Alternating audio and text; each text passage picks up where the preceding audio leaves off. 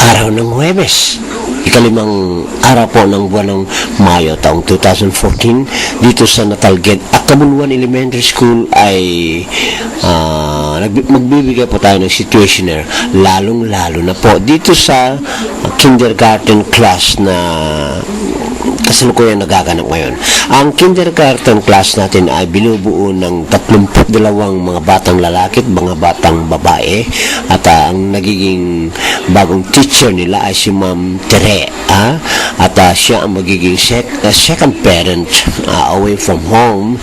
At nandito na yung mga kabataan na kung saan po ay may mga activities na sila sa araw na ito, at nandyan si Ma'am Tere na palaging nakantabay sa kanila, kasama po ang mga parents, of course, na nakakitaan natin ng mga interest.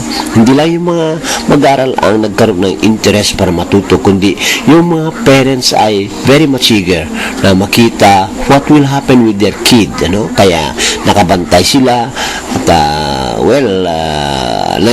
nandun pa rin yung parents instincts na hindi mo maiwan-iwanan yung mga anak kapag ito may mga gawain, bagong-bagong gawain. So, ganyan din ang feelings ng ating mga parents. So, ito ang situation natin sa kindergarten class dito sa Natalged Akabuluan Elementary School sa araw na ito.